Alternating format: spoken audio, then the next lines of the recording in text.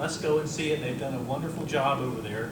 And she's absolutely right. There's so much of Thomaston's history there that has been preserved, and that's what we're going to be talking about tonight, is how can we make sure what else that's out there can be preserved, and so that people, future generations from now, will be able to benefit and experience and discover all of those past stories.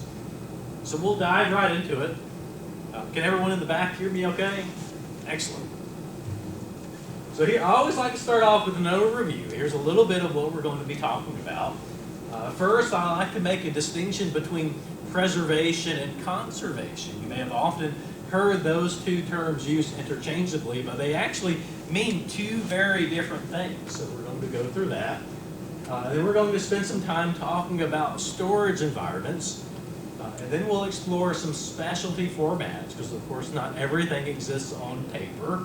We're going to talk about film and photo negatives, art, and I'm sure most people here, maybe even everyone, has an old family scrapbook they don't know what to do with. So we'll talk a little bit about that. And then finally, we'll kind of dip our toe in the water of electronic records, because I bet most of us here now have hundreds, if not thousands, of photos on our phone. And what happens to those? Are those going to be preserved for future generations? So to start off with, I like to define preservation as a passive or long-term attempt, and it's the attempt to prevent damage of collections by minimizing deterioration and slowing the natural process of decay. And that mostly happens in the storage environment. On the other hand, conservation is the active process to repair or treat damage that's already happened. So things like rips and tears, maybe something's just moldy or dirty and it needs to be restored. That's the work that conservators do. So whereas one's passive, the other is active. And I always like to highlight the work of conservators because I feel like it's an under-talked about field. And these people are highly skilled technicians who work in laboratory environments. They have to know their chemistry and biology and the other sciences, because if you're going to repair a piece of paper from the 1400s, maybe even the 1800s, you have to know what the composition of that paper is. Is it cotton? Is it onion skin? Is it linen? Is it wood pulp? Because if you're going to fill in those seams, you need to know this. And likewise, if you need to touch up the ink, you need to know what pigments that ink is made of, how much iron is in there versus other types of ink. So one thing I'll be emphasizing in this first couple of slides is don't try this at home because it's a highly skilled process. And I have just a few before and after pictures to show you the work that these people do. This is not one I did, by the way. So this is an example of a document that's been repaired. This big seam across the middle they filled in. And what I think is especially impressive is they actually took the time to unfold the top left corner.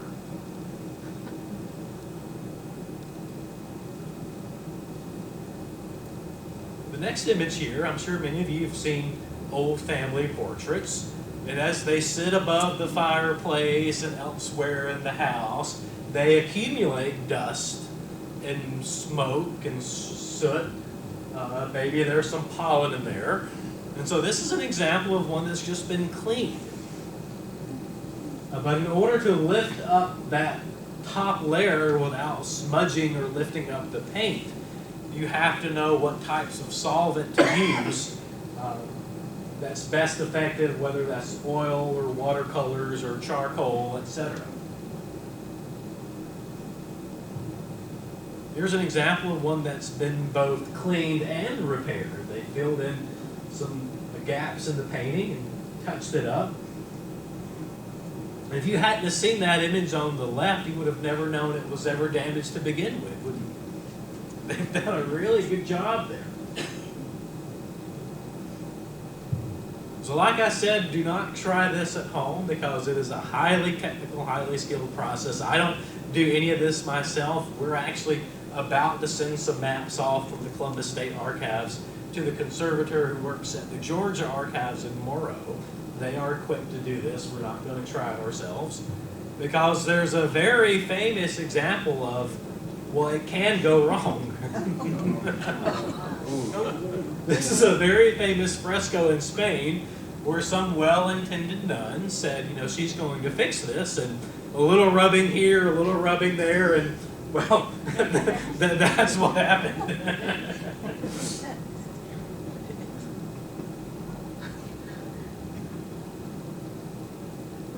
And so the sanctuary in Spain, they actually did not fix that after the restoration attempt, because they said this was a lesson to other people. You know, do not mess with something you don't know about.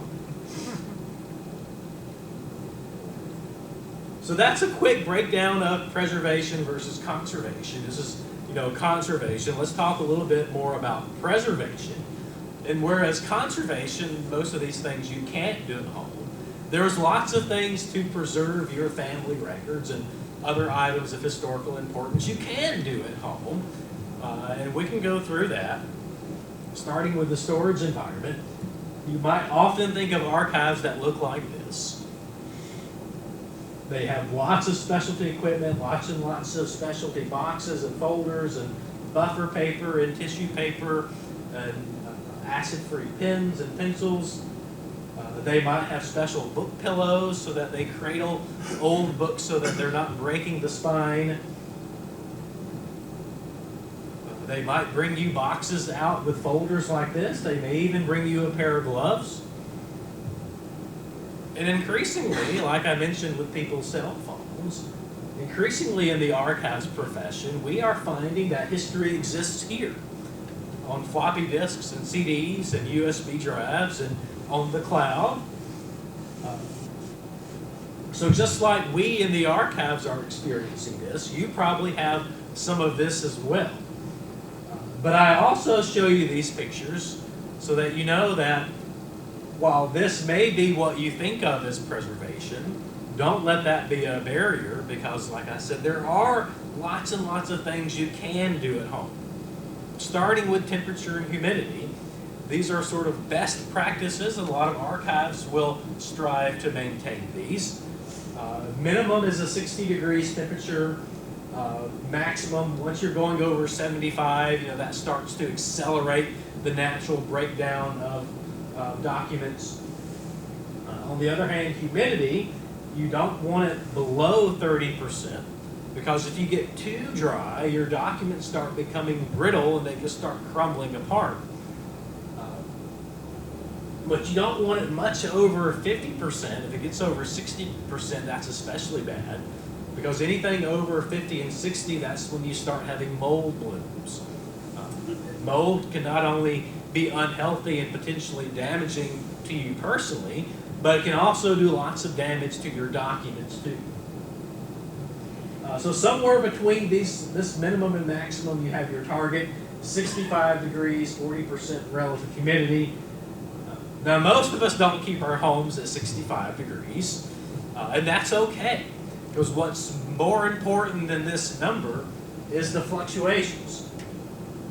As temperature and humidity fluctuates from 60 maybe at night to 78 during the day, that's actually a lot of stress on your documents as the fibers expand and contract throughout the day. So rather than trying to keep your house at 65, you might come to some natural medium, whether it's maybe 74 in the summer or 68 in the winter, and keep it like that for most of the day. So as long as you're avoiding those fluctuations, you're going to be doing pretty good. And I mentioned avoid freezing temperatures here, because you can go colder than 60. And if you go, the colder you go, the more you slow down that natural process of decay. But there's a problem. When you go to take it out of that freezer to look at it, what happens when you take it from a 30 degrees to a 72 degree room? That's a really big fluctuation. So if you're going to freeze a document, you have to slowly warm it back up. And there are some archives that can do this. We don't do this at Columbus State. But for example, the Jimmy Carter Presidential Library in Atlanta can do this. They have very cold storage, and then they have intermediate rooms where they slowly warm it back up when somebody needs to look at it. Well, I mentioned mold, and there's some pictures of what mold can do to books and documents. So air filtration is actually really important too. You want to filter out those mold spores and pollen pods and dust, etc. Because over time, like you saw in that portrait a few slides ago, those things can become embedded in your historic family materials, and they can be quite hard to get out. So before we move on to the next slide, to sum up air filtration and temperature and humidity, most houses are honestly going to be okay.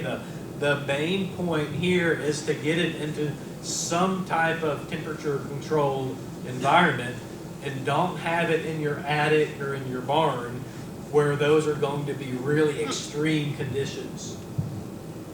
Or maybe, perhaps some of you know this is rare in Georgia, but maybe there's even some basements here locally which can really fluctuate with high humidity. So light is another one of the things we have to consider. And then light actually by far is the most damaging thing to protect your documents from, especially sunlight. But not just sunlight, even fluorescent lights and incandescent lights also emit UV rays, and those also can be very damaging. So I show you this picture here. This is 2 boxes from the archives at Columbus State. And you might think those boxes, yeah, there's nothing suspicious or alarming about those boxes, right? They look quite normal. But actually the one on the left, if we were to lift that flap, you can see it used to be the exact same color as this one here on the right. And the archives was founded in 1975, so this box can't be more than 50 years old. So you can imagine if this was, something you had out in the open, maybe it's hanging up on your wall, over a couple of decades, it's going to be completely bleached. So keeping things in a cool, dark location is really the best thing you can do for your historic family papers. Well, and that's why we put things in boxes, because boxes, help act as barriers against light. Boxes help act as barriers against pollen and mold and all those other things we've talked about. And even, worst case scenario, these boxes are really thick and sturdy.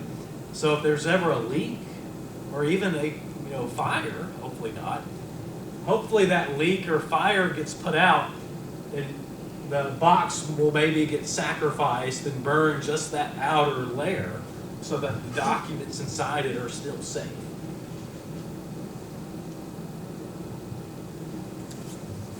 So of course we like to show people our things at home. They don't have to live in boxes forever. There are some steps you can take to help make sure you're protecting your family history.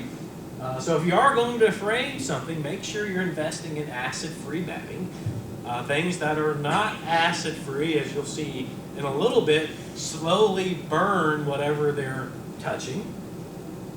You should invest in what's called museum glass, and that's just glass that has a special UV coating on it that's going to help filter out those UV rays before they make it down to the document. Definitely, even if you invest in museum glass, you should always avoid direct sunlight. And don't leave it up forever. Maybe you want to have your diploma or an old family portrait on the wall.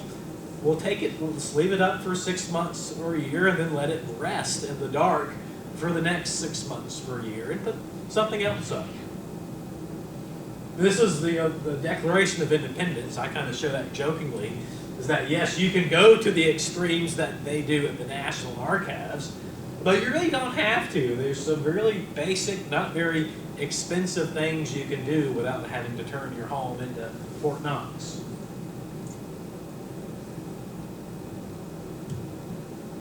So we talked a little bit about this already. We talked about the importance of placing things in boxes. You can go a step further and place things in folders. So the more acid-free folders and acid-free buffer paper you have, the more barriers you have to protect things from that acid migration. So if you have a piece of newspaper, which is especially acidic, you want to have on either side of it a piece of buffer paper, so that buffer paper absorbs that acid without it burning through your old family photographs. And it will, it will do that. So we can talk about plastic protectors and sleeves, and that's something a lot of people do just by default, is put things into plastic. So plastic, again, helps as barriers to fight off acid migration. It does protect things from our fingerprints. It acts as further barriers from light and airborne pollutants and all those other things. But there's a trade-off, and so everything as it breaks down, that releases gases. And so if you put everything in plastic, then it can't breathe, and those gases just build up inside the plastic, and that can cause different types of problems. And this concept of off-gassing is a little bit abstract. But if most of you here probably have cars, right? If you've ever noticed a really thick film on the inside of your windshield, that's your dashboard off-gassing. Where does that film come from? That's the gas released from your plastic dashboard. And so the same thing's going to be happening inside those plastic sleeves as well. So fasteners, it's just our human nature to group things together. You should avoid metal though, because metal over time will rust. You should also avoid rubber bands, because rubber bands also break down and turn into really goo. They almost melt over a period of time. So what we recommend is actually plastic paper clips. There's archivally safe plastic paper clips you can buy. They're kind of expensive, but if you want to do that, you can. You don't even have to go through specialty vendors. You can buy the Plastic Clips is the name brand. You can even buy those from Amazon. And lastly, gloves. What I'll say about gloves is the way we're going in our profession now is that we recommend gloves for film, those things that are especially susceptible to damage from oil on your fingerprints. So your photo negatives, maybe you have some old 8mm film home movies. But if it's just paper or an old book, we actually don't recommend gloves anymore, because what we found over the years is that we're more likely to do damage with gloves on, because you lose all of that tactile perception. You can't feel what you're doing when you're trying to turn those pages.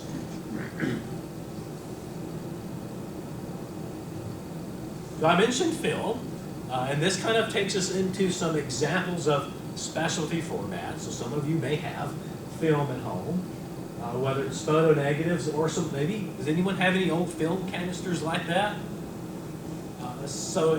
We'll talk about that first.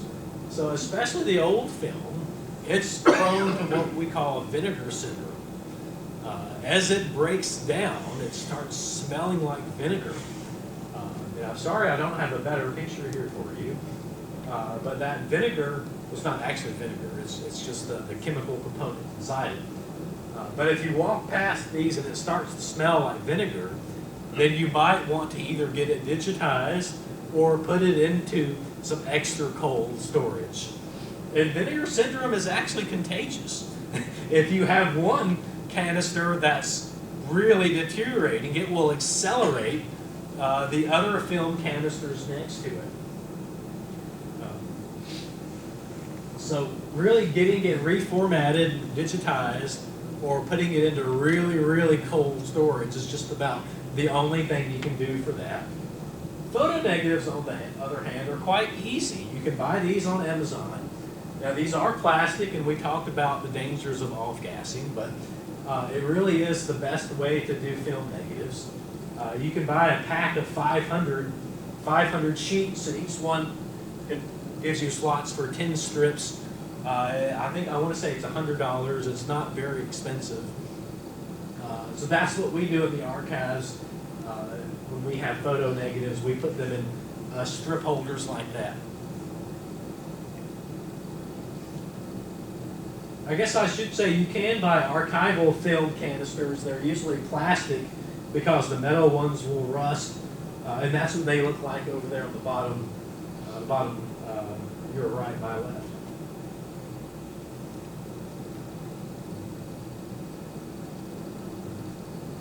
Art. Some of you may have some art that you've inherited, or maybe you yourselves are artists.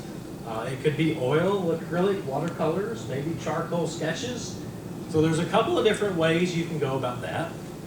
This is generally how we do most of ours in the archives, is we buy the really large, the oversized folders, and we leave them flat. Because artwork and actually everything, creases and folds eventually turn into tears. So the more you fold and unfold something, eventually that's going to turn into a tear. So we don't like to fold anything up. We like to leave it flat.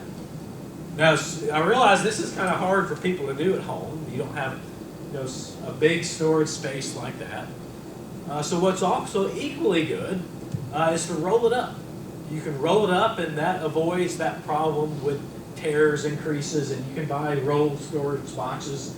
There's an example of one there.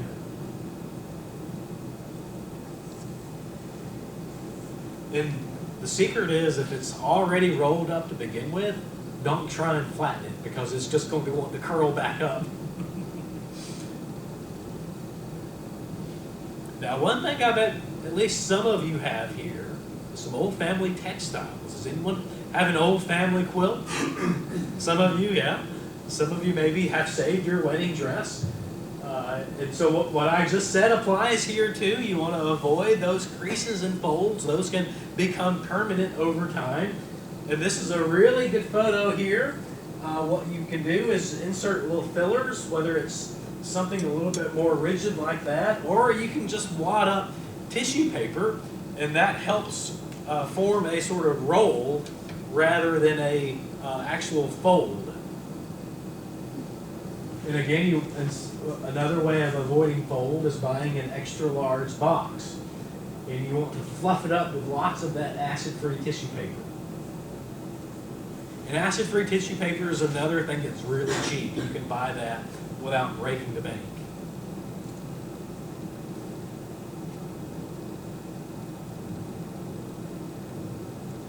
I bet there's also quite a few people with scrapbooks in their family collections. Those can either be really fun, or they can be your worst nightmare depending on their condition. I've seen some really bad ones. So my biggest piece of advice here is invest in photo corners. Do not try and tape or glue down your documents or pictures to the scrapbook, because as you'll see in the next couple of slides, those are not going to last. The tape is going to dry up. And as it does, it's going to turn yellow and start staining whatever it is that it touches. A couple of other pieces of advice: you might want to be careful in using 3D objects. You might want to maybe, just for example, you have a war medal you want to put in there. Well, anything that's 3D is going to put stress on the binding from wanting to close flat. So the more stuff you pack in there, the more likely it is that your binding is going to get damaged. And if the binding gets damaged, it starts ripping holes into your pages. The other real piece of advice I have here is, rather than putting the actual newspaper clipping in there, because lots of people like to clip out their wedding announcements or obituaries or other interesting articles, make a copy of it on acid-free paper. Because newspaper print is not made to last. This is one of the most volatile and fragile formats you can find. So what you can do is you can scan it, or even go to some place that has an old photocopier. You can put that acid-free paper right in there, just like normal paper, and print it onto it just like you would any other paper. And I think you have a piece of buffer paper you're going to give people. We have acid-free folders and some buffer paper inside. And the buffer paper is another thing, again, which isn't expensive. You could buy a photocopier style pack of 250 copies for I think $20. It's not very expensive. So I mentioned I had a few other pictures for you. Here's an example of tape staining. Does anyone have any scrapbooks that look like this?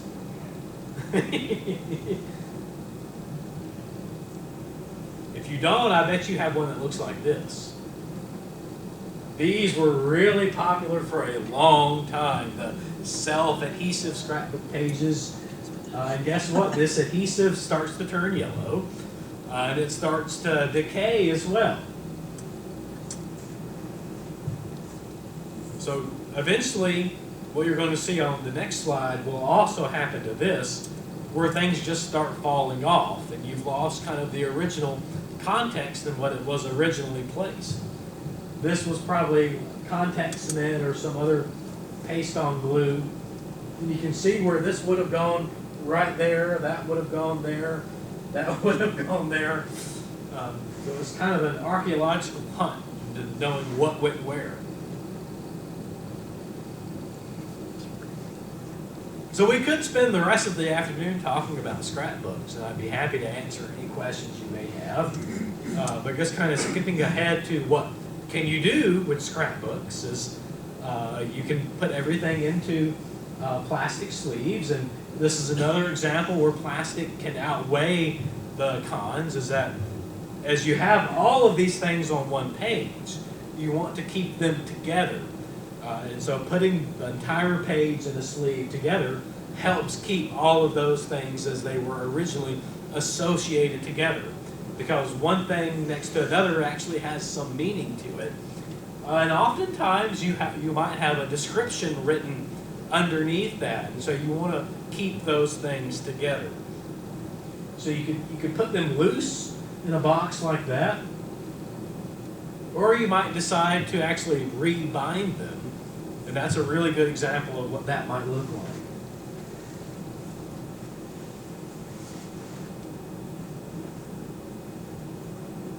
There's one more picture for you. The other thing you can do, and this is kind of alluding to it here at the bottom, is you might decide to digitally image each page as a way of reproducing the scrapbook as it existed when it was originally created. Because again, all these things, these were grouped together on purpose for a reason.